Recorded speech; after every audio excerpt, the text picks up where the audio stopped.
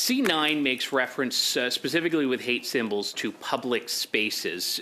Just to confirm, does that include the internet?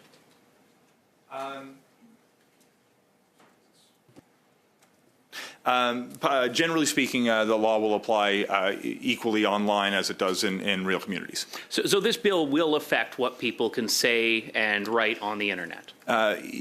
Just in the limited circumstances where there is the willful promotion of hatred against It will apply someone. to the internet. The internet is within the jurisdiction of... It would be possible that someone could commit a hate crime on the internet, certainly. So, building off of Mr. Baber's points about the lower threshold for the definition of speech, there is, under this law, assuming Bill C9 passes, something that might not be legal to say today on the internet.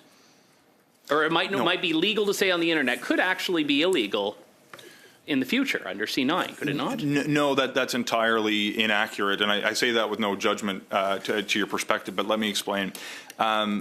The only circumstance where you could imagine some online comment attracting scrutiny under this law would attach to behavior that is criminal today but would be punished less severely.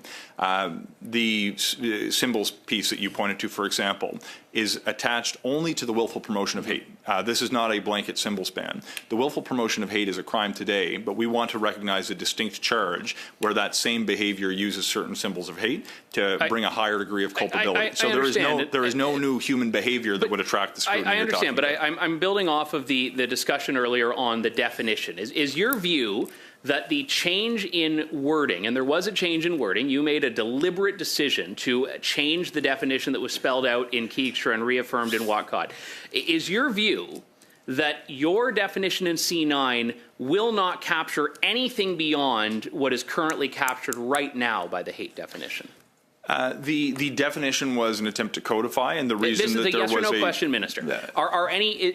Is there at all a lower threshold or a broader net on hate in Canada after C9 if it passes? My view on the definition question, because the offences I would give a different answer to you for, but on the definition, my view is that it codifies the same behaviour that is there today, and it was meant to provide clearer guidance to law enforcement in the criminal code to apply the existing standard that has been recognised by the Supreme Court. Because the same arguments that are being used by you and your government to push Bill C9 to protect people against hate, which on the surface sounds incredibly noble, but these arguments are the same arguments that have led to the United Kingdom having police literally knocking on people's doors over their tweets. So what guarantee can you give Canadians that we are not headed down that very road, especially in the context of other priority areas identified by you and your government, such as the Online Harms Act, which was introduced twice, actually, in the last two parliaments?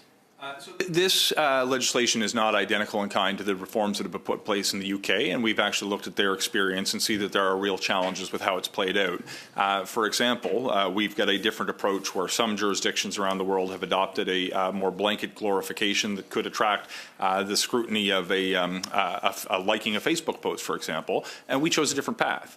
We instead tried to be very clear that we would not interfere with the charter rights of Canadians to freely express themselves, but at the same time make it easier to lay charges where hate crimes are committed today. To the extent that you think there is a better way to clarify and codify the existing definition, do know that I believe in Parliament, and I don't care which party comes forward with these amendments. If it creates multi-partisan buy-in to codify the test, that's okay by me. Can you guarantee that if C9 passes, no Canadian will end up being charged because of something they've posted on Twitter or Facebook? Well, if they commit the crime of willfully promoting hatred against another person. A crime with a definition that you're changing. So, but it's possible that they could be convicted for what they willfully promoting hate online today. So certainly I would hope if someone commits a crime in the real world or online that they would face the appropriate criminal penalty if in fact it's captured by the code. We had in my riding a very disturbing case a few weeks ago where someone had mowed a swastika, a Hakenkreuz I should say, into their lawn and was charged under the existing criminal code definition. They displayed a symbol. It was found to be willfully promoting hate. Law enforcement and the Crown agreed that they could lay that charge. So why is your bill at all necessary when we already have existing powers, which, to Mr. Housefather's point earlier, are simply not being enforced as often as they could be? This is an important question. I'll answer it very quickly.